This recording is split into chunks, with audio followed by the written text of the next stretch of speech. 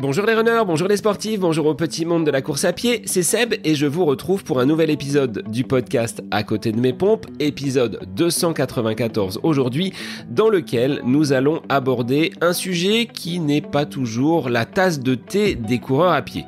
Vous courez plusieurs fois par semaine, vous suivez un plan d'entraînement dans lequel vous variez les allures, vous travaillez votre cardio, votre mental ou encore votre stratégie de course, mais il y a peut-être un pilier que vous laissez de côté, volontairement ou non, c'est le renforcement musculaire.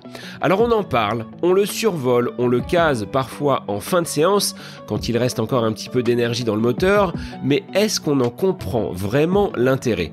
Est-ce que vous savez comment bien l'intégrer ? Aujourd'hui, j'ai le plaisir de recevoir Frédéric Belouz, entraîneur au Stade Français, préparateur physique et co-auteur du tout nouveau livre Running Renfo, sorti chez Fort Trainer. C'est un livre plein de ressources, illustré, pensé pour les coureurs, débutants mais également expérimentés. Avec Fred, nous allons déconstruire dans un premier temps les clichés qui collent à la pratique de la musculation quand on l'associe à la course à pied. Ce n'est que pour les élites, entend-on, ça fait prendre du poids, ce n'est pas utile, on court déjà avec les jambes. Nous allons également voir comment ce renforcement musculaire peut être un véritable levier de performance, de résistance à l'effort, mais également d'économie de course. Que vous soyez un coureur de 10 km, de semi ou marathon ou même trailer, cet épisode vous apportera des réponses concrètes, mais aussi des idées d'exercices à appliquer dès vos prochains objectifs. Côté planification, périodisation, Fred vous donnera ses conseils et répondra au fameux dilemme du temps. Comment placer efficacement une séance de renfo dans un agenda qui est déjà bien rempli. Je le sais, vous êtes comme moi des parents, des professionnels et c'est pas toujours simple de caser ces entraînements. Cet épisode est donc dense, clair et sans chichi, comme Fred sait si bien le faire, et je le remercie une nouvelle fois pour avoir pris du temps pour ce riche épisode. Le guide du renforcement musculaire pour les coureurs avec Frédéric Belouz, c'est le nouvel épisode du podcast À côté de mes pompes pour lequel je vous souhaite une très bonne écoute. Alors aujourd'hui, je reçois un invité dont la voix vous est familière si vous êtes fan de podcast, qui plus est sur la course à pied. Merci Fred d'être de retour sur le podcast À côté de mes pompes avec une thématique qui te fascine particulièrement, à savoir le renforcement musculaire, et tu vas pouvoir nous indiquer comment on peut l'intégrer dans notre plan d'entraînement, dans nos semaines, pour être peut-être un petit peu plus fort sur nos courses et sur nos entraînements. Je te laisse te représenter pour que les auditeurs qui ne te connaîtraient pas puissent en savoir un petit peu plus. Déjà, bonjour à toutes et à tous. Merci surtout à toi, Seb, de m'inviter dans ton podcast. C'est un honneur. Alors, pour celles et ceux qui me connaissent pas, et je pense qu'ils sont nombreux parce que voilà, je suis donc Frédéric Belouz. Je suis entraîneur au Stade Français Athlétisme. Je suis également préparateur physique spécialisé course à pied. Et j'ai été au lancement du podcast Dans la tête d'un coureur en décembre 2018. Ça commence à dater. J'ai donc co-créateur avec Guillaume et Pierre-Emmanuel, et j'ai co-animé avec Guillaume les 4 premières saisons avant de prendre mes distances parce que j'avais d'autres projets, notamment la rédaction du livre Running Renfo, parce que ça prenait beaucoup de temps, et j'ai une vie personnelle qui me permet pas forcément d'avoir tous les déplacements et la disponibilité que nécessitait à l'époque dans la tête d'un coureur dans son développement, et je voulais pas être un frein parce que je sais que Guillaume et PE m'auraient jamais montré la sortie, et du coup je voulais pas être un frein et je sentais que j'allais le devenir, donc à la fois j'avais besoin de temps pour un projet plus personnel, et je voulais pas mettre en difficulté l'équipe et moi-même me mettre dans une situation un peu compliquée vis-à-vis d'eux, donc voilà, il y a quelques années j'ai mis le clignotant et j'interviens de temps en temps, mais voilà, de manière vraiment très ponctuelle. Alors Fred, tu es l'auteur de cet ouvrage Running Renfo avec Thibaut. Est-ce que c'est quelque chose qui te passionne depuis que tu pratiques la course à pied ? Comment tu as été amené à t'intéresser à cette pratique de la musculation et du renforcement musculaire spécifiquement là pour la course à pied ? Alors, je dirais pas que c'est quelque chose qui me passionne ou en tout cas pour lequel j'ai manifesté un grand intérêt dès le début de ma pratique en course à pied. Bon, moi, j'ai commencé l'athlé, j'étais cadet, cadet 2, non, minime 2. Et donc, j'allais passer cadet, j'avais 15 ans, quoi. Donc, ça fait quelques années maintenant. À l'époque, honnêtement, le renfo, même la PPG, c'était vraiment à la marge. Et en fait, c'est en arrivant sur Paris, donc année 2000, début des années 2000. Où je me suis inscrit en club et j'ai eu un entraîneur, du coup je vais le citer parce que c'est important dans cette démarche-là, Mostapha Jouark, pour les gens de Paris et d'Île-de-France, ce nom doit parler en tout cas dans le monde de l'athlétisme, qui lui était très axé renforcement musculaire. Alors ça restait du renfort sur la piste, essentiellement ce qu'on appelle la PPG, mais déjà là j'ai pu toucher du doigt vraiment l'intérêt que ça avait. Ça faisait déjà 7-8 ans que je faisais de l'athlé et jamais on avait fait ça. Honnêtement, on faisait juste des côtes en termes de renfort. Et du coup, j'ai commencé vraiment à m'intéresser là. Enfin, j'ai surtout compris l'intérêt que ça pouvait avoir. Puis après, j'ai passé mes diplômes d'entraîneur et là, de manière personnelle, je m'y suis beaucoup plus intéressé au fil de l'eau. Et finalement, un jour, j'ai décidé de franchir les portes d'une salle de musculation. Et une fois arrivé dans la salle de musculation, je me suis dit, ah oui, mais c'est bien, maintenant je suis là, je fais quoi? Je fais quoi? Avec quelle machine? Avec quel poids? Comment ça se passe? Et je me suis rendu compte qu'en fait, j'y connaissais rien. Et j'ai beau y chercher, je trouvais très peu de choses sur la question. Donc là, j'ai commencé à me former, notamment fait un DU de préparateur physique. Donc voilà. Et je me suis dit, bon, vu que j'y connais rien, je suis certainement pas le seul, parce que c'est vraiment des choses qu'on n'aborde pas. Alors, à l'époque, je sais pas maintenant, mais à l'époque dans les formations fédé, lorsqu'on parlait PPG, donc des foulées bondissantes, la chaise, les fentes, et puis abdogainage, et voilà, on avait fait notre renfo. Donc c'était assez sommaire. Et du coup, je me suis dit, je suis certainement pas le seul, et c'est à partir de là que je me suis dit, ça peut être l'objet d'un ouvrage pour partager les petites connaissances que j'ai en la matière. Alors, je te rejoins sur les formations fédérales. J'ai effectué sur les 3 derniers week-ends donc différents modules, et c'est propre au formateur qui a cette appétence pour la préparation physique et pour les charges, la musculation. On va en parler derrière. Sans quoi, c'était quelque chose qui est abordé de façon très très marginale par ce travail de PPG, de renfort, mais sur le stade. On ne franchit pas les portes d'une salle de sport. Donc, ça reste quand même très épisodique comme point abordé sur ces formations. Mais en même temps, c'est normal, et je pense qu'on peut pas en vouloir ni à la Fédé. Alors, il s'agit pas d'en vouloir à qui que ce soit, mais ni à la Fédé ni aux entraîneurs, parce qu'en fait, un entraîneur, c'est pas un préparateur physique. Et inversement. Alors moi, j'ai les deux casquettes, parce que j'ai fait les deux formations, mais prenons des sports qui sont plus développés dans leur structuration, le foot, le rugby, le basket, même la boxe.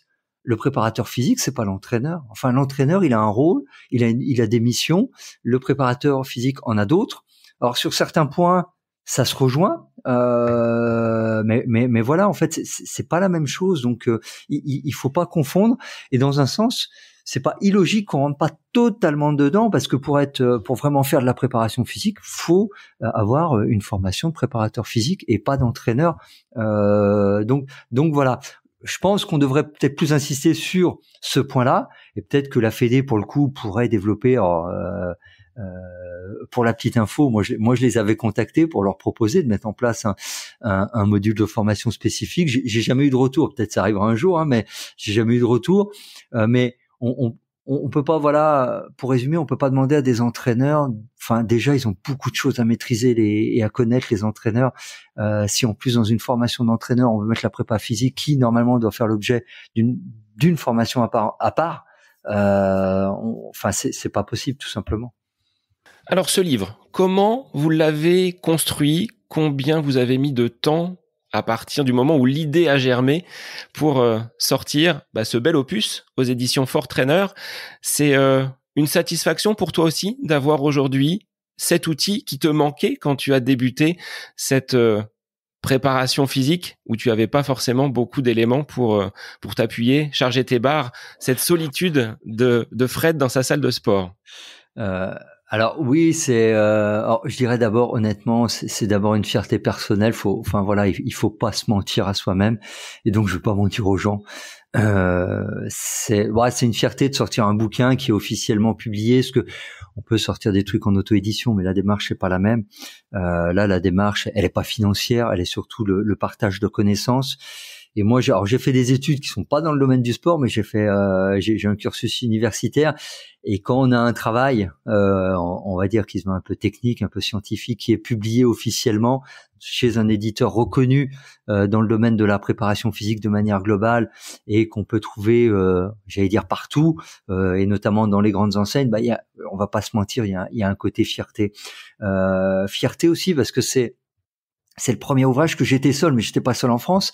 Je t'avais dit, c'est que dans le monde, il n'existe aucun ouvrage. Moi, je pensais au début que les anglophones, notamment les Américains, qui sont beaucoup plus avancés sur ce côté préparation physique, et là-bas, tous les étudiants, parce que ça se fait de plus en plus, qui partent aux États-Unis faire des cursus universitaires, découvrent notamment le travail en salle.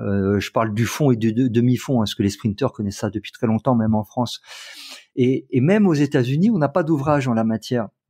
Donc, en plus, c'est une première mondiale. J'espère qu'il y en aura d'autres qui préciseront, qui certainement peut-être seront pas d'accord sur tous les points avec moi, et tant mieux, parce que ça enrichit l'échange et du coup la connaissance. Mais du coup, c'est une première mondiale, donc double satisfaction. Et je me dis, des retours, et ça c'est plus l'après-coup, les retours que j'ai de différents entraîneurs ou d'athlètes qui sont un peu dépourvus, qui s'entraînent dans leur coin. J'ai énormément de retours dans le sens où l'ouvrage leur est utile, il est entre guillemets suffisamment technique, mais suffisamment accessible aussi pour que, sans être spécialiste pur et dur de la préparation physique, on puisse en comprendre les tenants et les aboutissants et commencer à élaborer quelque chose. Alors tu me posais la question, combien de temps? Alors ça a été très long, honnêtement, ça a été très long. Les premiers contacts avec Fort Trainer, c'est décembre 2019, janvier 2020, je leur envoie un mail. Pas qu'à eux, je vais être honnête, pas qu'à eux, à des maisons d'édition spécialisées dans le sport quand même. Hein. Et en fait, Fort Trainer sont les seuls à me répondre, mais ils me répondent 6 mois après, au mois de juin. C'est Aurélien qui me répond. J'étais persuadé de t'avoir répondu. Je m'étonnais que tu t'es pas de retour. Et j'ai vu que t'étais toujours dans les brouillons. Est-ce que t'es toujours OK? Et donc je lui dis là, oui. Donc on est en juin 2020. Hein, c'est voilà. L'ouvrage est sorti en janvier 2024. Et du coup on échange, on commence à il me donne quelques petits trucs parce que il est connaisseur du truc, il sait aussi comment se faire un bouquin. Et en fait, moi je pensais que ça allait aller très vite, et tout de suite il m'a dit, tu sais, entre le moment où on a l'idée et la rendue du manuscrit, il y a bien 2 ans qui séparent les deux. Et je veux dire, pardon, et la publication, il y a 2 ans qui séparent les deux. Moi, ça me paraissait long, je me disais un peu d'égo, je vais aller quand même plus vite que les autres, parce que là ça a bien maturé.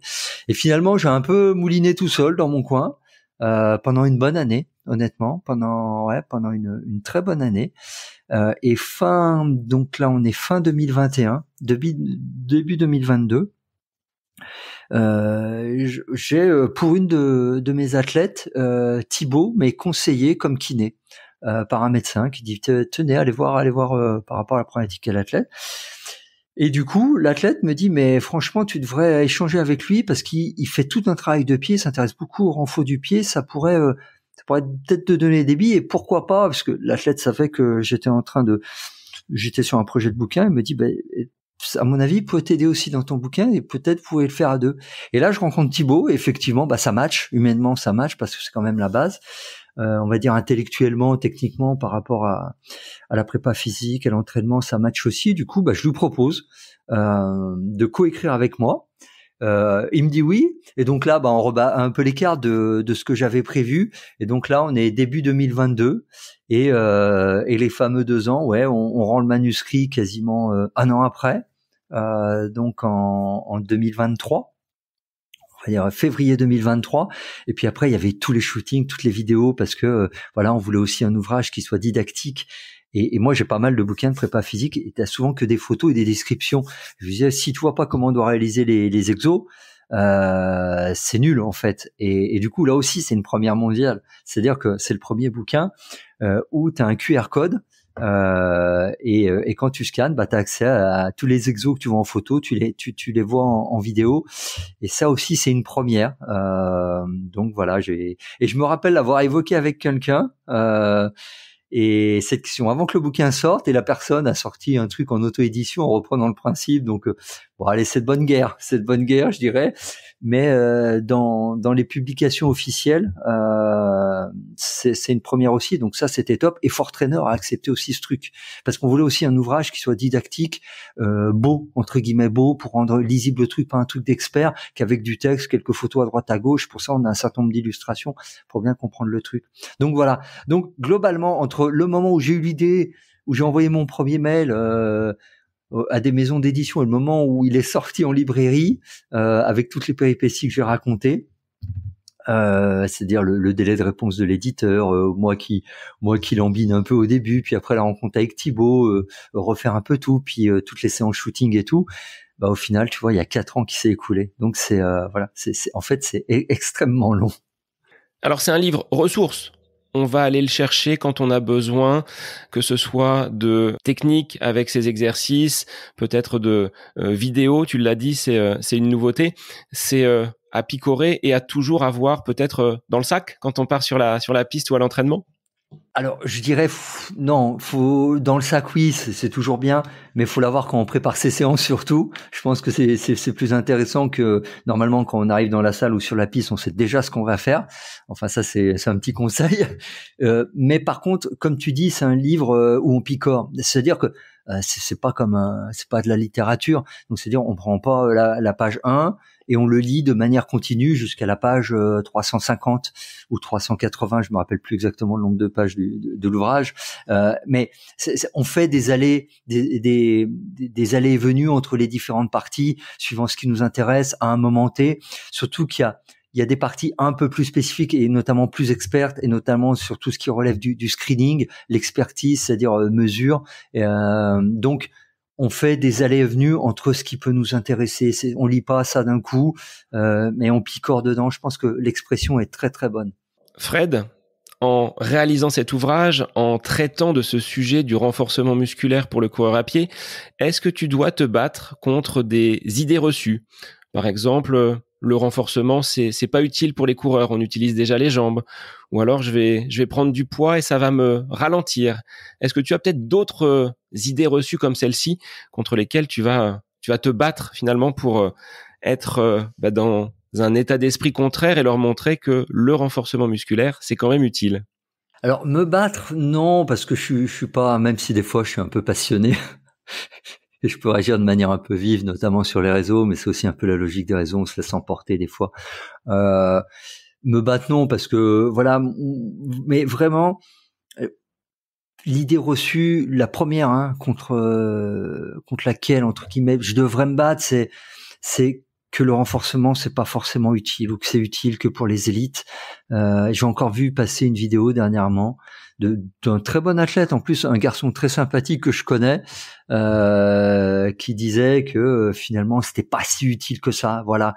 Bah, en fait, bien sûr que la base, ça reste la course à pied. Enfin, on va pas la faire à l'envers. C'est l'essentiel de l'entraînement pour un coureur restera la course à pied. Ça sera pas la muscu. Là, faut pas inverser les priorités.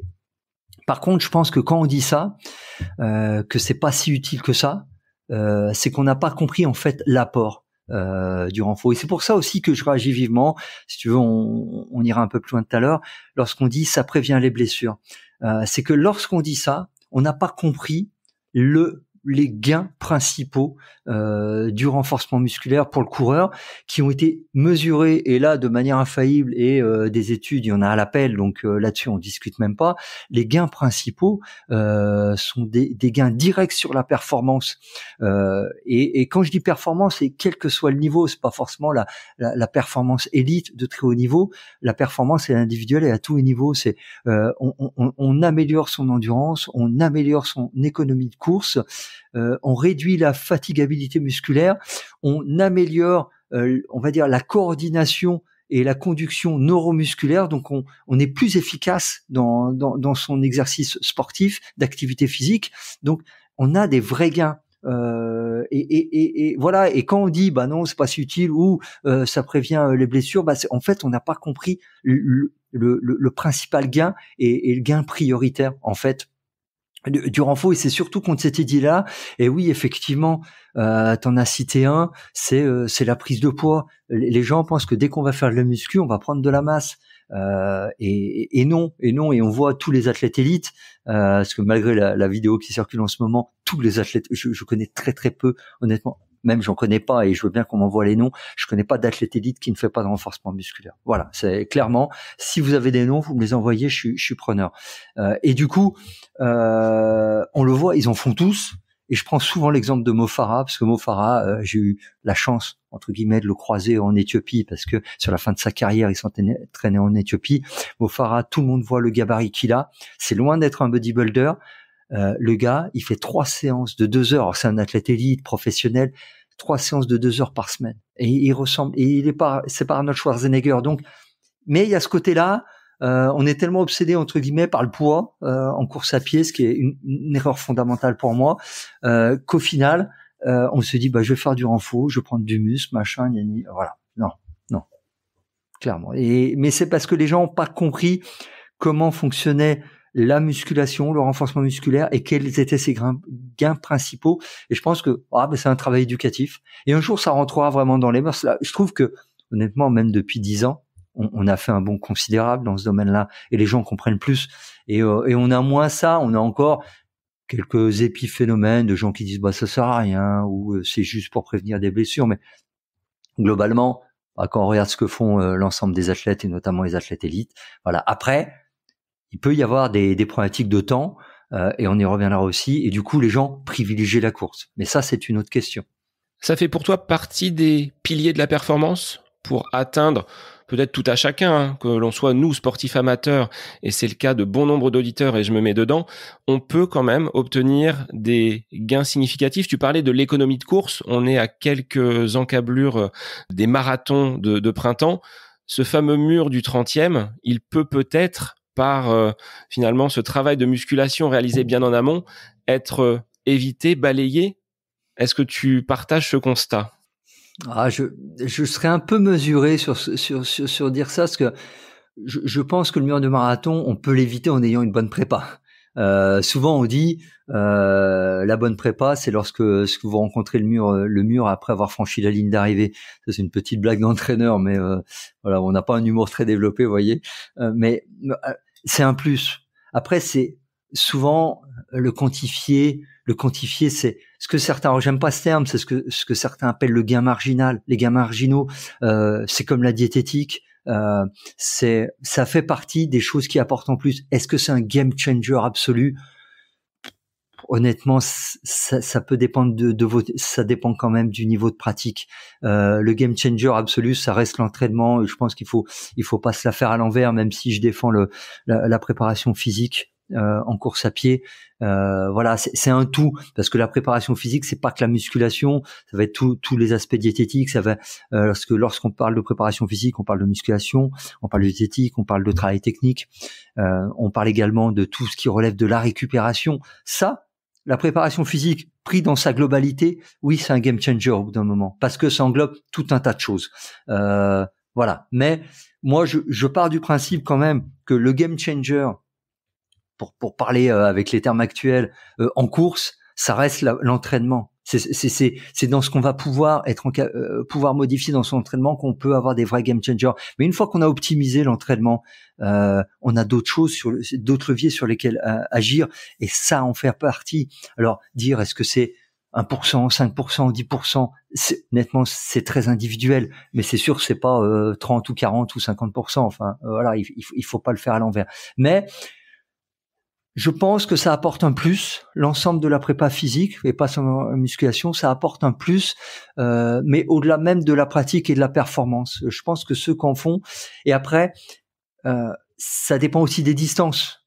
Sur 5, 10, semi, peut-être on le sentira moins, et là je parle par rapport à un coureur amateur vraiment lambda, sans que ça soit péjoratif, attention évidemment.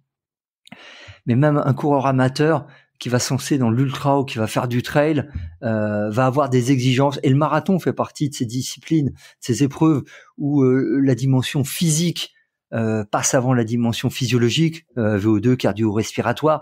Donc, à un moment, c'est un défi musculaire. Lorsqu'on est sur du long, on a un défi musculaire. Donc, à un moment, il faut être prêt, musculairement parlant. Est-ce que tu vois, Fred, d'autres atouts de pratiquer ce renforcement musculaire pour les coureurs? On l'a dit, économie de course, avoir une plus grande résistance finalement à l'effort sur le temps qui s'allonge. Est-ce qu'il y a d'autres bénéfices, même si tu viens d'en évoquer déjà quelques-uns? Je reviendrai sur un des bénéfices parce que je suis pas sûr qu'il ait été bien compris, parce que tout le monde n'est pas spécialiste de ça, évidemment. Et qui est d'ailleurs le premier bénéfice lorsqu'on se met à faire de la musculation, c'est en fait la capacité de conduction et de recrutement neuromusculaire. Alors je m'explique. En fait, le cerveau envoie, je vais essayer de le faire simple, lorsque le cerveau envoie une information de contraction au muscle, il se contracte. Et on a vu, des études ont prouvé qu'avec la musculation, on était en capacité de recruter plus de fibres musculaires. En fait, les neurones existent, mais les chemins neuromoteurs sont pas encore totalement développés. Et le fait notamment de travailler en charge maximale ou submaximale permet un plus fort recrutement, c'est-à-dire mobilisation, si tu préfères, des fibres musculaires. Et en fait, ça, c'est le premier effet. C'est le tout premier qui arrive dans la musculation avant de développer sa force max, avant de développer son économie de course, avant de développer quoi que ce soit. Quel que soit le sport qu'on fait, lorsqu'on se met à la musculation, c'est un des premiers effets. Donc ça, c'est vraiment intéressant parce que c'est au final, ça va vous servir dans la vie de tous les jours. C'est-à-dire que globalement, je schématise, pour faire le même mouvement, au lieu par exemple de recruter 70% ou 80% de vos fibres musculaires, vous allez en recruter 90-95. C'est là aussi que s'explique le phénomène par rapport à l'économie de course. On va avoir un geste qui va être plus efficace, qui en plus va être plus économe parce qu'on recrute plus. On fait la même chose en recrutant plus de fibres musculaires, donc on économise plus. Voilà, la même fibre s'épuise moins et du coup, ça nous permet d'être plus efficace dans la durée. Alors au niveau des groupes musculaires, quels vont être ces groupes à mobiliser? Parce que les coureurs disent, on travaille déjà les jambes à l'entraînement. Est-ce qu'il y a besoin de le travailler en renfort? Et le haut du corps est parfois bien souvent oublié, alors qu'il a quand même une grosse importance. Alors moi je te dirais, mais ça c'est un biais parce que du fait de mon positionnement sur la question qu'il faut tout travailler évidemment, mais les jambes de manière prioritaire parce que c'est notre partie de notre anatomie qui est la plus sollicitée et la plus active dans un phénomène de course. Donc évidemment les jambes, on les sollicite énormément en courant, mais en musculation on va pas les solliciter de la même manière. Donc un travail spécifique sur les jambes évidemment. Tout ce qui relève de l'abdogainage, c'est-à-dire ceinture abdominale qui est essentielle parce que c'est à la fois la zone de transmission des forces, et je vais m'expliquer lorsque je parlerai du haut, et aussi du maintien du corps. Pour avoir une bonne économie de course, pour avoir un geste efficace, et quand je dis efficace, c'est pas un beau geste de course, ça veut pas dire une belle foulée, mais une foulée efficace, économe, il faut pas se tordre dans tous les sens à chaque foulée parce qu'on n'a aucun maintien. Et ce maintien, sa base, c'est la ceinture abdo-lombaire. Et après le haut du corps, le haut du corps joue un rôle essentiel dans l'allègement des charges, j'en parlais tout à l'heure, et notamment les charges, en fait, c'est à chaque fois qu'on va atterrir au sol, on s'écrase un peu, entre guillemets, on s'écrase au sol, et pour repartir, il va falloir mettre beaucoup plus de charges. Les bras jouent un rôle essentiel et le haut du corps joue un rôle essentiel dans cet allègement de charge et le fait que on va pouvoir repartir plus facilement vers l'avant, et aussi notamment dans la cadence de course, parce que souvent on dit aux coureurs, on le voit, accélère ou par exemple augmente ta fréquence, tu vois, pour courir plus vite. Et moi, souvent, le petit truc que je donne aux coureurs, c'est de leur dire, il suffit pas juste de dire aux pieds, allez plus vite au sol. Moi, je dis souvent, augmentez la cadence de vos bras. Et vous verrez, faites-le ça à l'entraînement. Hein. Si vous augmentez la cadence de vos bras, c'est-à-dire que vont faire des allers-retours de plus en plus rapides, vous allez voir que vos pieds vont suivre le même rythme. En fait, l'accélération et votre allure sont aussi conditionnés par le travail du haut du corps. Donc, il faut tout travailler, évidemment. Et si on travaille pas les bras, et ça, beaucoup de coureurs l'ont déjà rencontré, on voit que souvent sur des courses, on est bien, les jambes sont bien et tout, mais à un moment, on a les bras qui fatiguent. Et si en fait, on est pédalisé dans notre course par les bras qui ont été fatigués alors que les jambes et le cardio allaient bien, voilà, on n'est jamais... Il y a cette expression qui dit on n'est jamais plus fort que notre maillon le plus faible. C'est-à-dire que si notre maillon le plus faible, c'est les bras, on peut avoir le cardio qu'on veut, les jambes qu'on veut, ce qui va nous limiter, c'est les bras, et ça serait finalement assez dommage. Mais après, comme je le disais, les jambes, enfin, les membres inférieurs, parce que donc ça va du pied, mollet, tibia, mollet, et les cuisses, c'est-à-dire quadri-ischio et fessiers, auront la part principale dans le travail de musculation, évidemment. On le verra après, Fred, tu détailleras peut-être des séances ou des enchaînements de séances.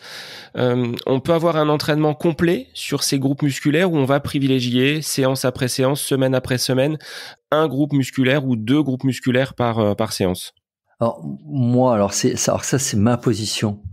Entre guillemets, elle pourrait être critiquable et je l'entendrai. Moi, je pense qu'il faut avoir quand on fait une séance de renfort, on fait une séance complète. C'est-à-dire qu'on va tout travailler. On va travailler les jambes, on va travailler abdos-gainage. Alors même si on le travaille globalement durant toute la séance, et les bras, pour les 3/4, et quand je dis les 3/4, c'est 98% des athlètes qui sont des athlètes qui sont pas professionnels, même certains qui ont un haut niveau, mais qui restent amateurs. C'est-à-dire que si on doit faire un groupe ou une zone, c'est-à-dire juste les jambes par entraînement, il nous faut plusieurs séances de musculation dans la semaine, ce qui est compliqué à caser de manière honnête. Et de manière assez générale, on n'a peut-être pas besoin d'autant pousser le renfort et dire je vais faire une séance par exemple juste sur les quadris, puis après quadri-ischio, puis après juste sur les mollets. Enfin, honnêtement, nous on n'est pas à ce niveau-là. Je pense, et l'intérêt serait assez minime en fait. On y perdrait plus qu'autre chose. On a des séances assez globales en fait. Et puis au final, parce qu'on va alterner entre les exercices qui sont vraiment analytiques, par exemple si on prend les jambes des squats, voilà, on travaille que les jambes. Les jambes, surtout quadri, fessier, même si le corps est un système, on va quand même solliciter gainage. En tout cas, les bras vont pas être sollicités. Mais dans la même séance, à un moment, on va avoir par exemple un travail de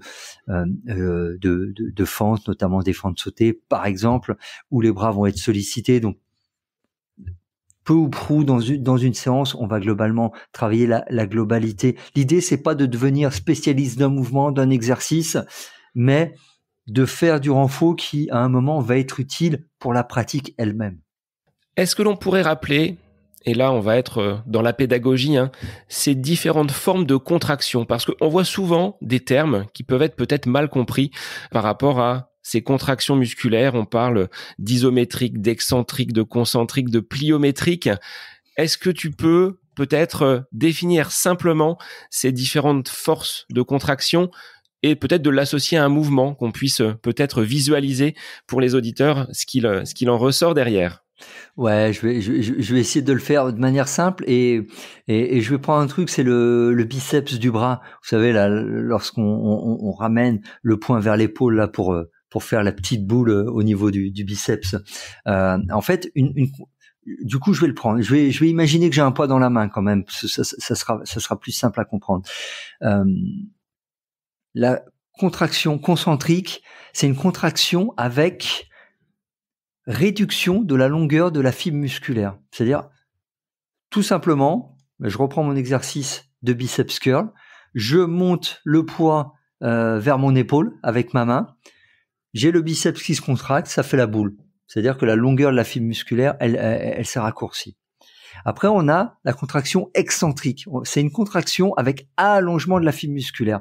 Je prends le même exercice. Alors là, du coup, ma main, elle est vers mon épaule, elle est en haut. J'ai toujours le poids dans la main et je vais la redescendre pour enclencher le mouvement suivant, par exemple. Mais je vais devoir résister quand même à la charge du poids qu'il y a dans ma main. Et ben là, j'ai une résistance excentrique, j'ai une contraction excentrique, donc avec allongement de la fibre. La contraction dite isométrique, c'est une contraction sans modification de la longueur de la fibre musculaire. Classiquement, je vais prendre l'exercice de la chaise. On fait la chaise, voilà. On a les cuisses, notamment les quadris, là. Au bout d'un moment, ça commence à brûler. Et pourtant, il n'y a aucun mouvement. C'est-à-dire que la fibre ne s'allonge pas, elle se raccourcit pas. On est en isométrique. Donc ça, c'est les trois grands régimes de concentration. Certains mettent la pliométrie dans les régimes de contraction musculaire. Moi, je le mets pas là-dedans. Pour moi, c'est une forme de musculation, la pliométrie. Parce qu'on fait la pliométrie à pas de corps, avec charge. Et la pliométrie, en fait, c'est un enchaînement. C'est un enchaînement de contractions concentriques, isométriques et excentriques, avec bondissement, en fait. Voilà. Globalement, c'est ça. Je fais de la corde à sauter, c'est la contraction. Je fais de la corde à sauter, c'est du travail pliométrique. Je fais des fentes sautées ou des squat jump, c'est de la pliométrie. Et pourtant, je retrouverai du concentrique, de l'isométrique et de l'excentrique. Et après, alors c'est intéressant de connaître ces différents régimes de contraction musculaire, parce que suivant les épreuves auxquelles on se prépare, on pourra avoir intérêt à renforcer plus spécifiquement certains groupes musculaires dans une dimension. Et là, je pense à celles et ceux qui font du trail ou de l'ultra ou des courses avec du dénivelé. Des courses sur route avec beaucoup de dénivelé, on en a moins, mais on en a aussi, hein, pour ceux qui font les 100 km de Millau, par exemple. Bon, en fait, souvent, hein, ceux qui l'ont fait pourraient en témoigner. C'est pas la montée le plus difficile, c'est la descente. Et la descente, c'est quoi? C'est notamment hein, du quadri en contraction excentrique isométrique au moment du choc. Donc, si on s'apprête à faire un trail ou une course avec beaucoup de dénivelé et notamment de dénivelé négatif, il va falloir renforcer ces quadris dans leur dimension excentrique. Voilà, et avoir cette pensée un peu lorsqu'on va faire notre prépa physique. Quand tu réfléchis, Fred, à un plan d'entraînement pour tes coureurs, comment tu vas ajuster ces séances de renforcement musculaire? On ne va pas avoir la même charge, la même peut-être répétition en début de plan ou en préparation générale, hein, si on est encore en amont. Comment cette charge au niveau de l'entraînement musculaire par le renfort va s'intégrer dans tes semaines d'entraînement? Alors, je te dirais, déjà, ça va dépendre de l'athlète, mais ça, c'est évident. Mais de manière un peu générale. Et de la typologie de course, ce qu'on a dit. Ouais, voilà. Ça va dépendre. Exactement. Donc, l'athlète, la typologie de course. Donc, en fait, ce qu'il faut bien comprendre pour répondre à cette question-là, c'est que la musculation, c'est comme la course, en fait. Il y a différentes zones d'intensité, et suivant les zones d'intensité dans lesquelles on travaille, on va pas développer les mêmes qualités. Pour, de manière un peu brute et vraiment résumée, parce que les spécialistes des sports de force hurleraient en m'entendant dire ça, parce qu'ils ont on va dire une approche beaucoup plus fine des zones d'intensité. Mais en gros, et on a l'endurance de force, ce qui sera un peu notre travail d'endurance. On est entre 60 et 75-80% de notre maximum du 1RM. Alors le 1RM en musculation, c'est sur un exercice donné, la charge qu'on est capable de faire sur une seule répétition. On peut pas en faire deux, mais on peut en faire une. Voilà. Donc c'est quelque chose à évaluer. Donc endurance de force, 60-80%. Hypertrophie musculaire, c'est la fameuse zone de prise de charge. 85, allez, 87% de 1RM. Force, explosivité, force puissance, force explosivité, on va être sur, 90, 95 et force maximale 100%. Donc là, il n'y a qu'une rep. Donc en gros, voilà, déjà, vous avez différentes zones de travail en fonction de l'intensité que vous allez mettre. Comme en course, suivant l'intensité, vous allez faire plus ou moins de répétitions et plus ou moins de séries, et les récup entre les séries seront plus ou moins longues. En fait, je vais prendre le squat. Par exemple, je travaille du squat en endurance de force. Je vais me faire entre 5 et 8 séries, et chaque série aura 15, 20, 30 répétitions et entre chaque répétition, je mets 30 secondes, 1 minute grand maximum. Je suis en hypertrophie. Je vais faire, entre 4 et 7 séries.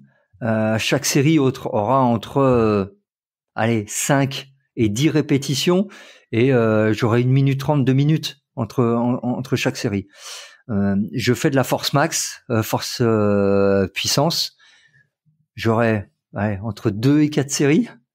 Chaque série aura 2 à 3 voire 4 répétitions et entre chaque série j'aurai 4 minutes de récupération. Donc voilà, on a différentes manières de travailler. Une fois qu'on a dit ça, globalement, comment moi, de manière un peu schématique, comment je vais organiser une saison en phase de reprise. Je vais surtout travailler, alors pour le coup, sur une modalité un peu différente, en poids de corps et sous forme de circuit training. Ça, c'est une question qui est revenue souvent, Fred. Ouais. Est-ce que l'on peut quand même intégrer ce renforcement musculaire en ne travaillant qu'au poids de corps? Il y aura peut-être des limites à un moment donné, ou pas? À un moment, il y aura des limites, oui. Suivant le niveau de performance, suivant ce qu'on recherche, il y aura des limites inévitablement, mais déjà à poids de corps ou avec des petits haltères, des kettlebells ou des élastiques de force, de résistance, on peut quand même déjà faire pas mal. Donc, suivant le niveau, suivant les ambitions, on n'est pas non plus obligé. Est-ce que ça, c'est souvent une question? On n'est pas obligé d'aller obligatoirement, en salle et aller mettre de la charge. À un moment, au niveau de performance, je pense qu'on est obligé si on veut vraiment avoir une approche intéressante. Mais du coup, en reprise, circuit training à poids de corps ou avec des poids très légers, parce que ça active un peu la dimension cardio, c'est bien.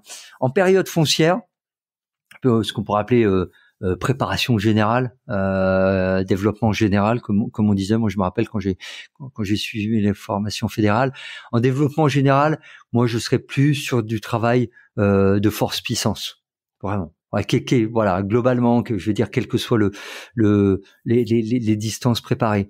En période spécifique, là, ça va vraiment varier suivant les épreuves. Pour moi, si on fait du marathon ou de l'ultra, on va avoir une dominante endurance de force. Alors je dis dominante parce que c'est pareil, dans une séance de renfort, on aura peut-être des exercices essentiellement endurance de force, mais certains qui feront appel à de la force explosivité. Enfin, c'est comme quand vous allez faire une séance de VMA, vous n'avez pas que de la VMA, vous avez aussi l'endurance parce que vous avez l'échauffement, vous avez la récup entre, vous avez le retour au calme.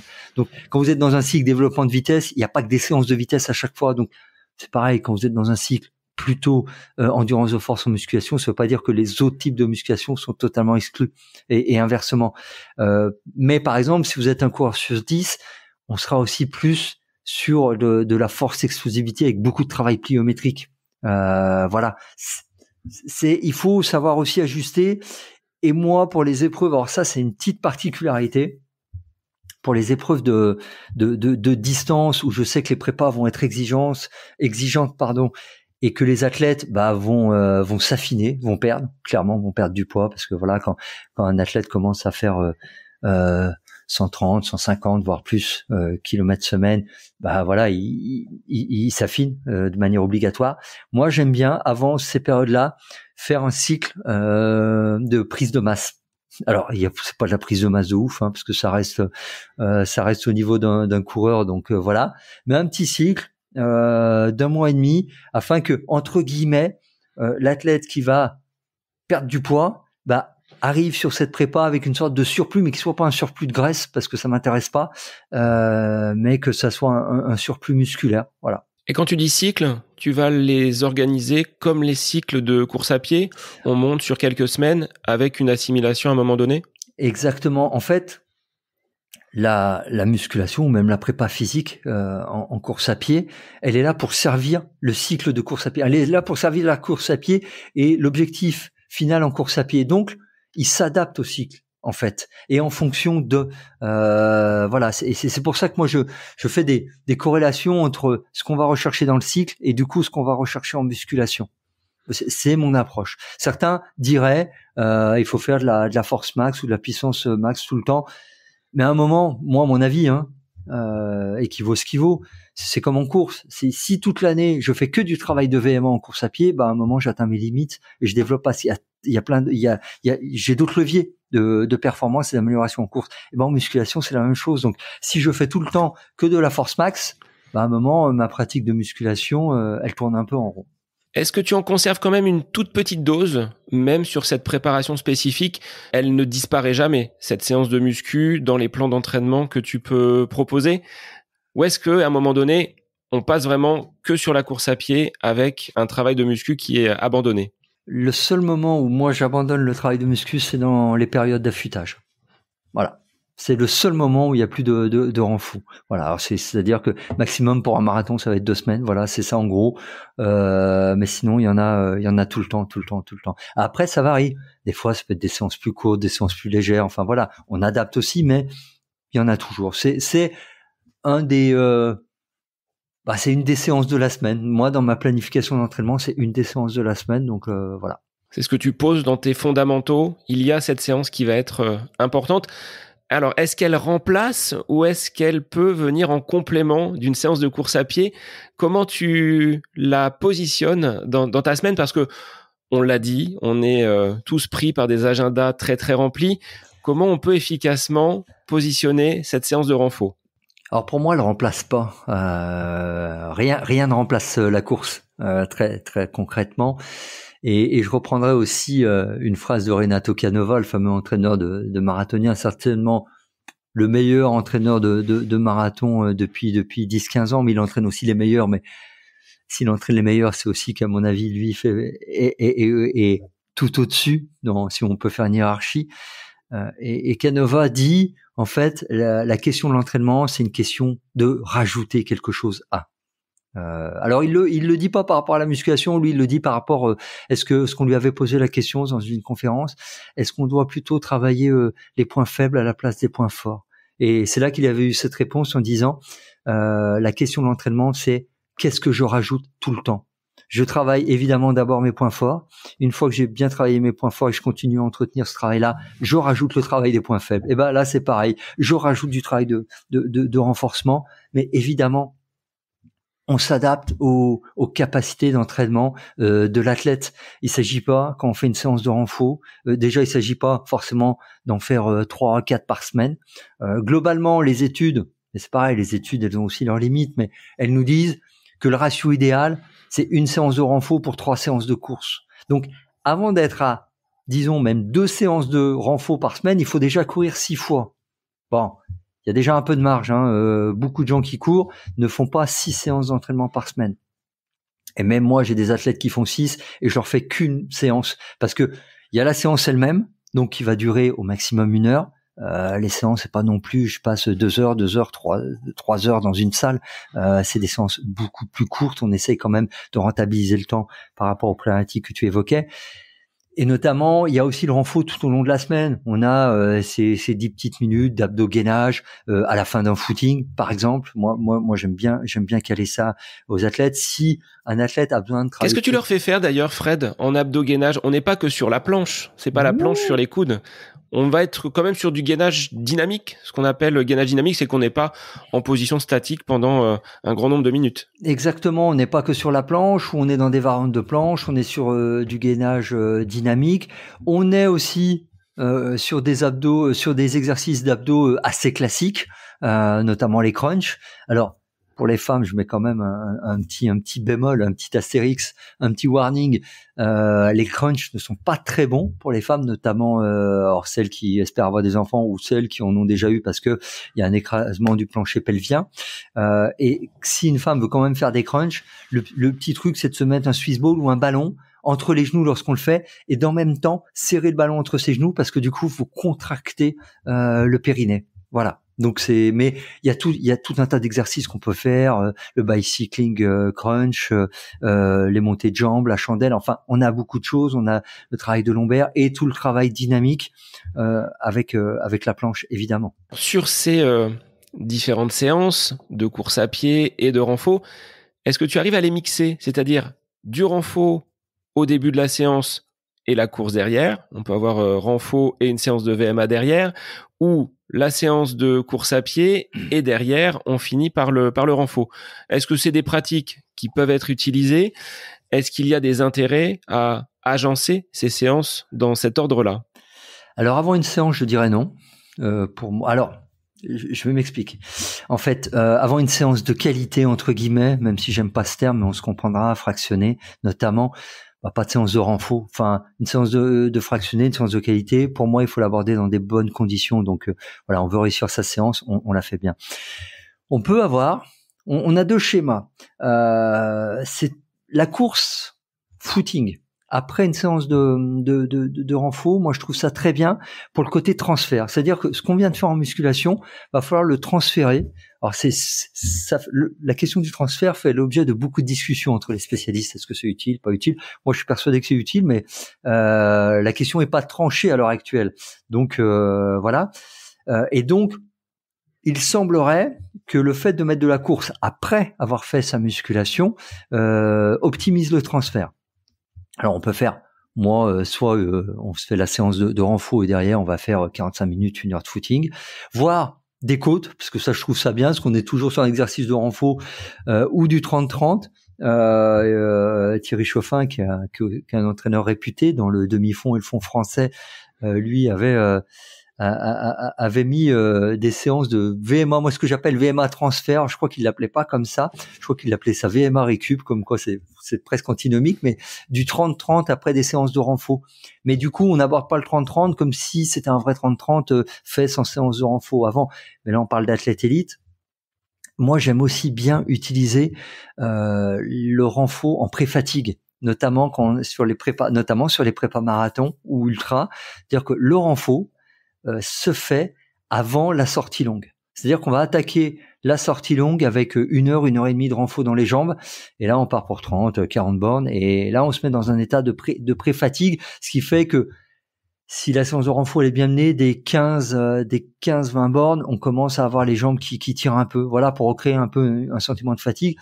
Et même pour moi, certains athlètes que je suis et qui font de l'ultra et du trail, moi, j'inclus des exercices de renfort pendant leur sortie longue spé dénivelée, leur sortie longue travail. Par exemple, faire des exercices de renfort avant de faire les montées. Bon, un truc tout con, hein. Enfin, excuse-moi de parler comme ça, un truc tout simple. Tu fais 3 fois 1 minute ou 3 fois 30 secondes ou 3 fois 45 secondes de chaise. Puis après, tu fais ta montée.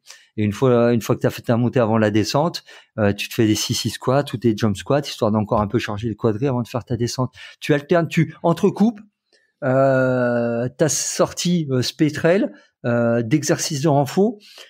Alors, je le fais pas pour le marathon ou les courses sur route, parce que les courses sur route ont une logique de continuité.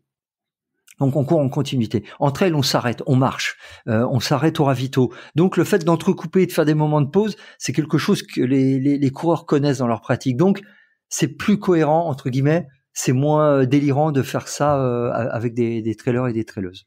Alors sur mon groupe d'entraînement, le mercredi, c'est ce que je leur propose. Comme je sais qu'ils n'aiment pas faire du renfort, on vient l'intégrer dans une sortie. Hop, on aborde une côte, un petit peu de squat, un petit peu de chaise.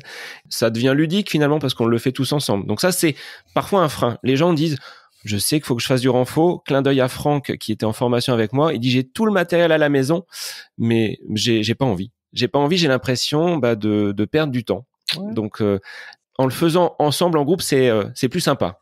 Ouais, c'est terrible. Puis en plus, en fait, c'est même si on en a compris l'intérêt, en fait, quand on sort d'une séance de muscu d'1 heure, par exemple, le cardio il est pas monté, on n'a pas transpiré et presque on a l'impression de pas avoir fait de sport. Pour ceux qui débuteront, ils verront que les jours suivants, ils sentiront au niveau des courbatures qu'ils ont fait du sport, mais en plus il y a ce sentiment de pas s'être dépensé, et c'est un truc que nous on a tout le temps quand on court. Même quand on va faire un footing récup, qu'on est cool, on court pendant 1 heure, on mouille un peu le t-shirt quoi qu'il arrive, quoi, à moins de pas du tout transpirer. Il y en a qui ont cette particularité, mais globalement c'est pas le même sentiment de dépense, donc c'est particulier. Ouais. Est-ce que tu aurais, Fred, une séance à proposer aux auditeurs qui serait en peine justement d'inspiration, même si dans le livre, je les incite à aller picorer, comme on disait tout à l'heure, il y a bon nombre d'exercices avec les vidéos. Je te prends ce matin un petit peu à froid pour que tu puisses nous proposer une petite séance qui s'intègre peut-être dans une séance d'entraînement où les auditeurs pourront faire un petit footing derrière. Alors là, tu me prends au pied du mur et en plus sur un exercice que je n'aime pas mais je vais m'y plier quand même parce que je crois pas et c'est pour ça qu'il y en a très peu dans le bouquin. J'ai mis on les a mis à titre d'exemple pour donner des idées et voir comment peut se construire une séance de muscu. Mais je crois pas aux séances qui sont universelles.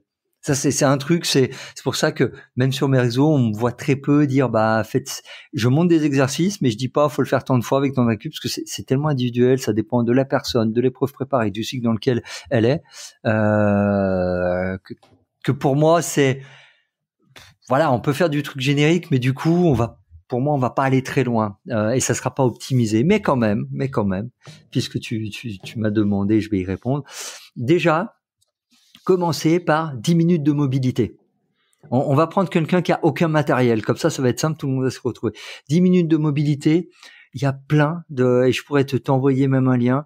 On trouve plein de séances toutes faites de mobilité, sur les réseaux, sur Internet et des très bons. Donc, voilà, 10 minutes. En gros, c'est pour préparer le corps à l'effort. La mobilité est à la musculation, ce que le petit footing et l'échauffement, les gammes et tout, est à la course à pied. Voilà. Donc, on démarre pas à froid. Après, moi, un grand classique, ça reste le squat. Voilà. Alors du coup, sans charge, on appelle ça le air squat. Et du coup, vu qu'il n'y a pas de charge, suivant nos capacités de mobilité, on descend le plus bas possible. On essaye de faire un squat complet si on en a les capacités. Et allez, puisque on va dire, on fait entre 3 et 5 séries de 10 à 15 répétitions. Entre chaque série, je vais mettre 30 secondes. On le fait un peu dynamique. Après, je récupère 1 minute. On va faire un exercice. On se met dans la position du pont, c'est-à-dire comme le gainage d'eau en pont. Et on veille à avoir l'angle du genou qui est supérieur à 90 degrés. Ça, c'est important. Et du coup, on va avoir que les talons en appui. Et on le fait que sur une jambe. Donc, on travaille sur une jambe en soulevant l'autre. Et là, on va travailler les ischios. Donc, on va faire, pareil, 3 à 5 séries. Allez, on va dire de 5 à 10 descentes. Donc, chaque série aura 10 montées puisqu'on aura travaillé chaque jambe 5 fois. Là, pareil, 30 secondes de récup entre chaque. À nouveau, 1 minute de récup. On va passer aux fentes bulgares.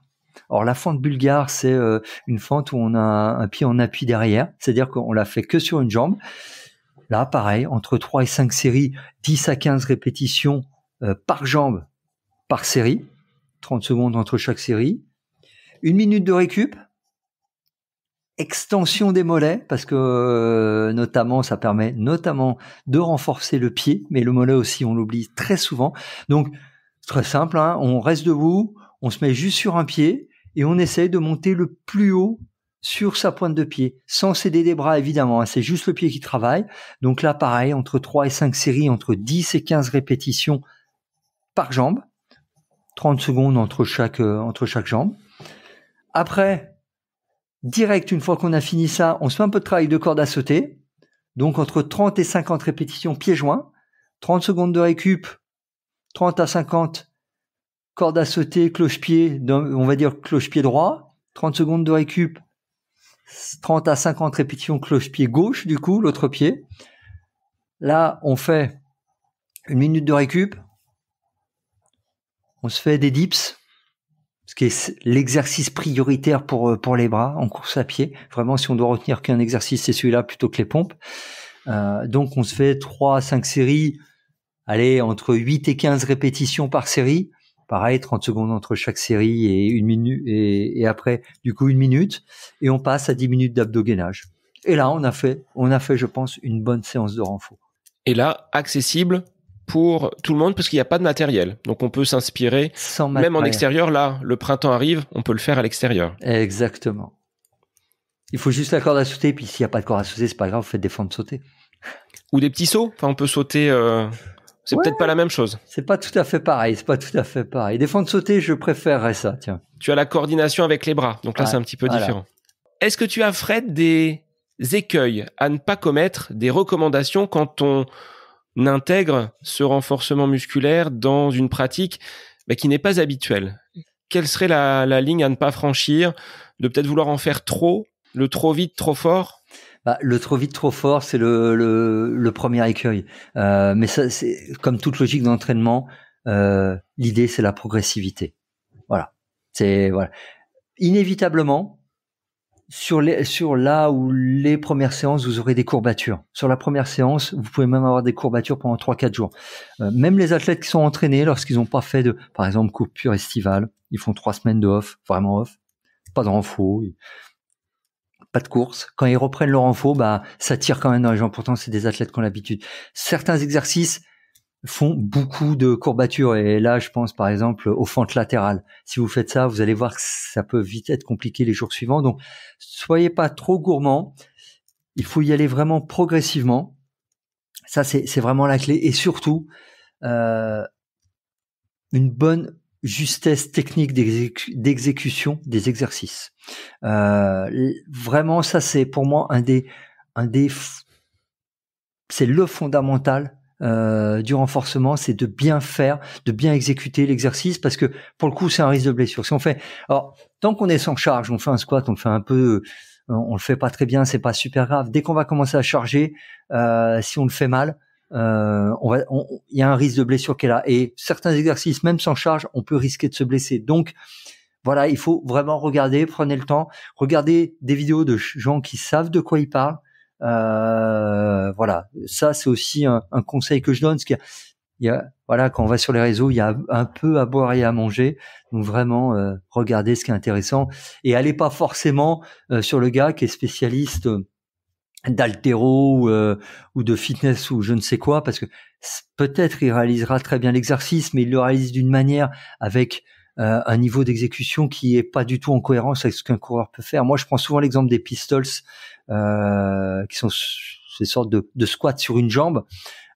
Si on regarde pistol squat sur Internet, on va voir les gars, ils descendent les fesses au sol, c'est-à-dire au niveau de leurs talons.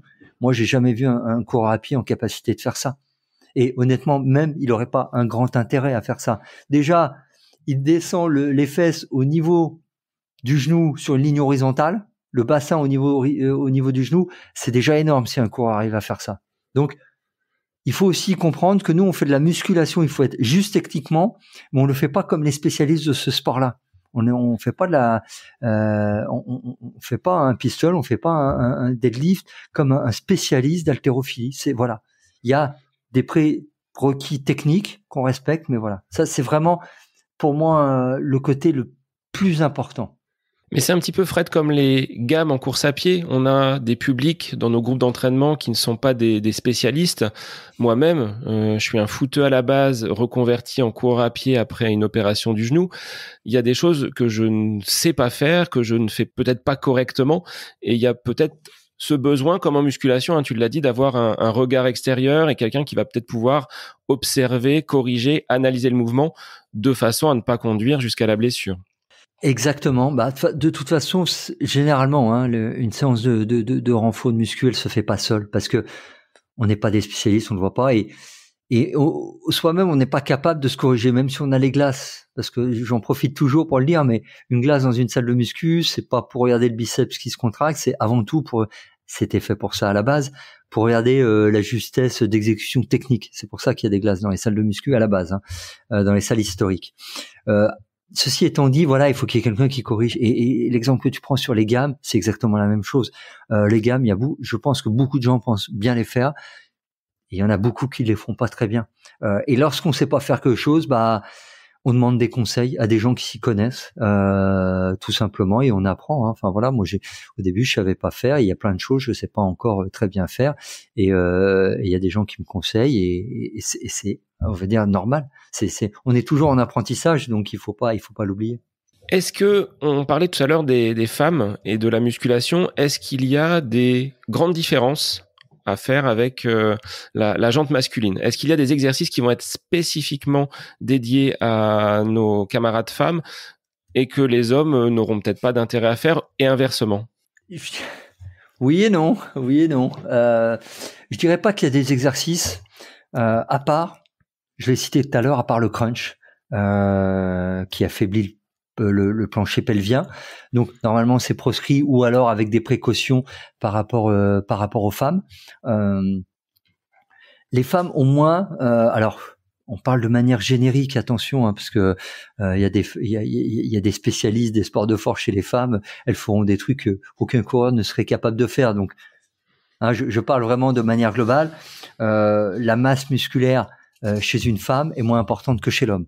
Donc déjà, on a des principes de charge, mais les principes de charge, ils sont individuels. Moi, dans mon groupe d'entraînement, j'ai des femmes qui soulèvent plus que certains hommes sur certains exercices. C'est comme ça, mais parce que c'est pas on va dire, c'est pas les mêmes niveaux de performance sur les barèmes, et donc voilà, il n'y a pas la même puissance. Enfin, chaque individu est différent. Donc, chez les femmes, on a beaucoup la question au niveau du plancher pelvien. On a aussi la question des cycles, parce que suivant le cycle, et notamment les perturbations hormonales ou autres, qui font que on ne sollicitera pas la femme de la même manière. Donc voilà, on adapte. Voilà, mais est-ce que c'est totalement différent? Non, c'est pas totalement différent. Un squat, ça reste un squat. Les femmes, les hommes en font. Voilà, il faut adapter aux particularités, parce que voilà, j'aime pas moi les grandes catégories, mais parce que voilà, je suis un entraîneur, donc j'individualise en fonction des athlètes. Donc même entre deux femmes, il peut y avoir des choses assez différentes, honnêtement. Même s'il y a des choses classiques, comme je disais, par rapport au cycle, par rapport à la masse musculaire, voilà. Le travail de proprioception, ce renforcement qu'on pourrait effectuer au niveau du pied, autour de la cheville, est-ce que tu l'intègres également dans ce renforcement global? Alors, je t'avoue que je l'intègre moins qu'avant. On a eu une période où il y avait un peu une folie proprioception et on faisait que ça. Et en fait, et du coup, on travaillait beaucoup sur surface instable. Bon, la littérature, la pratique a un peu aussi évolué. La proprioception, ça serait pas que uniquement sur du travail instable. Je pense que ça a eu son utilité, mais pareil, en fonction des athlètes. Si on a, par exemple, quelqu'un qui fait de la piste, ou alors de la course sur route, mais vraiment sur des billards, la proprioception, bof. Hein. Honnêtement, oui, ça sera utile de travailler un peu, mais c'est tout ce qui est travail de changement d'appui. C'est toujours intéressant parce que ça permet de faire un travail autour de la foulée. Mais quelqu'un qui est spécialiste de cross, notamment sur la période hivernale, ou un trailer, une traileuse, le travail de proprioception va être un peu plus important parce qu'ils sont sur des surfaces qui sont beaucoup plus accidentées. Donc, oui, ça va se travailler, mais ça va se travailler de manière un peu différente que ce qu'on pouvait faire, notamment sur les balles Bosu et compagnie, même si je continue à en utiliser malgré ce qu'on dit. Alors moi, je l'ai toujours utilisé avec chaussures et pas pieds nus, parce que je suis toujours parti du principe que l'athlète, quand il est en compétition, il est avec ses chaussures, il est pas pieds nus. Donc il faut que à un moment, je sois un peu sur un travail spécifique dans des conditions spécifiques, mais ce n'est qu'un point de vue. Après, on a aussi, notamment, on parle du travail de cheville, les travaux de changement de direction, c'est-à-dire des petits bonds à cloche-pied, mais en changeant de direction, ou sur des surfaces inclinées qui semblent tout aussi efficaces que le fait de faire du travail Bosu. Voilà, par exemple. Tu m'as mangé ma question, Fred, parce que j'allais te demander, est-ce que ces séances de renfo, de muscu, elles se font avec ou sans les chaussures? Mais tu as répondu. Pour moi, globalement, alors dans l'idéal avec les deux, t'en fais un peu avec, t'en fais un peu sans, mais globalement, c'est plutôt avec. On est plutôt, en tout cas, sur des pratiques qui reviennent avec le avec, parce que on se dit jamais le coureur il se retrouve sans. Tu vois, honnêtement, jamais il se retrouve sans. Il y avait une question posée par un auditeur, Thomas, que je nomme. Comment, Fred, renforcer le muscle de la volonté de notre cerveau pour pratiquer ce renforcement musculaire? Putain, là, on est sur la prépa mentale. Je suis totalement incompétent. Honnêtement, c'est compliqué. Je pense que le principal moteur pour aller faire le renfo, c'est bien de comprendre ce que ça apporte. Et quitte à, pendant un temps, se forcer, aller pendant un cycle, 1 mois et demi ou 3 mois, se forcer à en faire vraiment de manière un peu, mais sérieuse, juste, et de dresser un bilan de sa pratique. Souvent, moi, j'entends les athlètes qui disent ouais, machin, je sais pas trop, machin. Moi, les athlètes, ils aiment pas plus ça. Je vais être franc, les athlètes que j'entraîne, mais qui me disent, je sens que quand je cours, j'ai des appuis plus solides, que je suis plus fort. C'est l'expression qui sort de la bouche de l'athlète comme ça, qui analyse pas plus loin que ça entre guillemets. Voilà, teste et vois ce que ça t'apporte de différent. Et là, bah voilà, c'est des fois comme les séances. Moi, il y a des athlètes, ils détestent tel ou tel type de séance, mais ils savent que c'est le passage obligé pour y aller. C'est tout. Et je pense que du moment qu'on l'a rentré dans la routine et qu'on en sent les bénéfices, qu'on comprend, première étape. Deuxième, on les sent, on les vit vraiment, ces bénéfices, bah, après, ça tourne, quoi, en fait. Mais comme tu le disais aussi tout à l'heure, par rapport, quand on n'aime pas ça, essayer de trouver des gens avec qui le faire. En groupe, c'est toujours plus sympa. Voire l'intégrer à des sorties, ça rend le truc un peu plus ludique. Voilà. Il faut trouver des clés. Et chacun a ses clés, en fait. Mais je te rejoins sur le côté fort sur les appuis. On était pendant le confinement en 2020 et prof à la maison, j'avais du temps pour consacrer un petit peu d'activité physique au renforcement musculaire. Et au sortir de cette période, je pense que je me suis jamais aussi senti costaud sur les appuis parce qu'il y avait, alors pratiquement tous les jours, ces petits exercices de renforcement musculaire à la maison avec la seule sortie quotidienne de maximum 1 heure. Après, j'ai tendance, tu vois, à faire sauter un petit peu ce renforcement musculaire quand je me sens bien, quand tu es en pleine forme, quand tu n'es pas blessé. Et le renforcement musculaire ne vient que dans ces périodes où ça tire un petit peu de partout. On se dit, ce serait bien là que je fasse un petit peu de renfort ou parce que je peux pas faire autre chose. Donc là, je compense avec ces exercices-là. Ouais, c'est un peu un grand classique. Putain, je viens de me blesser, je vais faire du renfort ou ça va moins bien, mais voilà. Quand tout va bien et qu'on se sent bien, on fait moins d'efforts aussi, on a l'impression que tout roule. C'est humain aussi, voilà. Je pense qu'il faut pas non plus se mettre la rate au courbouillon, et avoir l'exigence qu'on peut avoir avec soi-même. Moi, tout à l'heure, je parlais de séances de 1 heure à 1h30. Déjà, si vous en faisiez jamais et que vous faites une bonne séance de 30 minutes par semaine, c'est largement suffisant. Honnêtement, c'est à la maison, à poids de corps. Honnêtement, déjà, vous avez fait pas mal. Donc, il faut aussi être, bienveillant avec soi-même et pas se mettre trop de pression avec ça non plus, parce que ça sera un athlète qui me dit, je vise moins de 2h20, Fred, au marathon. Va falloir être un peu plus exigeant que 30 minutes un soir, une fois de temps en temps à la maison, mais voilà, il faut l'adapter à sa pratique et comment on l'aborde aussi. Fred, pour conclure notre échange, est-ce que tu peux résumer en quelques points, ce seraient les 3 points de Fred sur cet épisode, les bénéfices du renfort pour le coureur?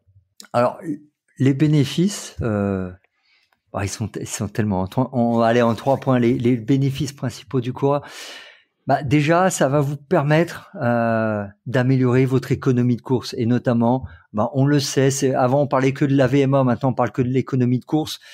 C'est un des leviers. Vous allez améliorer votre endurance et vous allez diminuer votre fatigabilité à l'effort. Donc rien que ça doit vous pousser à faire du renfort. Ça va vous permettre de varier votre pratique et d'avoir une activité physique différente. Et sur le long terme, et là je me projette en dehors de l'entraîneur de course à pied, mais plus on va dire du citoyen et aussi de la personne qui encadre des gens en termes de sport santé.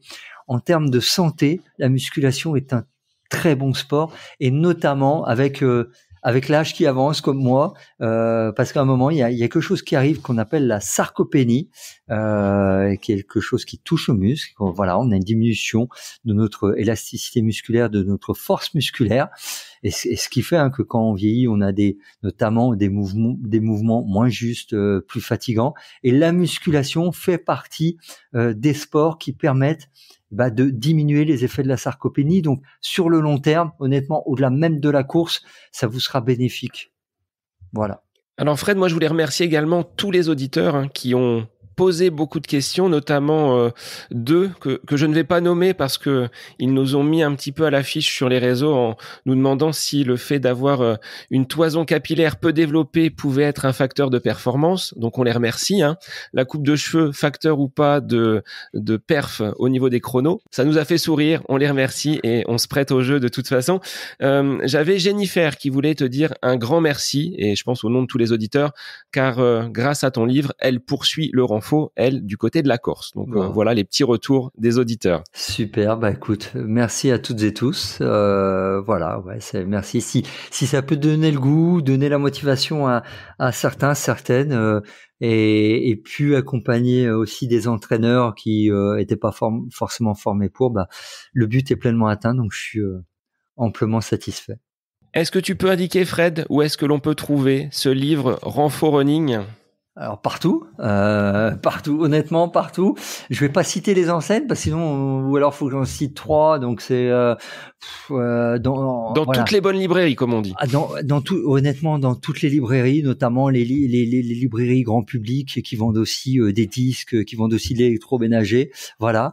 Donc là, vous le trouvez et en ligne sur tous les sites de vente en ligne d'articles divers et variés et notamment aussi sur le site officiel de l'éditeur Fort Trainer. Alors Fort avec un 4 et Trainer, voilà. Bon, je remettrai de toute façon les liens dans les notes de l'épisode. Ah. À titre perso, quelle sera ton actualité sur cette année 2025, sur ce deuxième semestre ?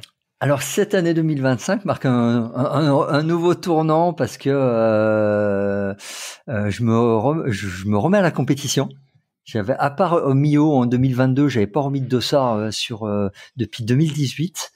Donc un 10, un semi sur cette première moitié d'année et un marathon en fin d'année pour peut-être aller chasser un chrono sur une distance plus élevée en 2026 si tout se passe comme je le souhaite.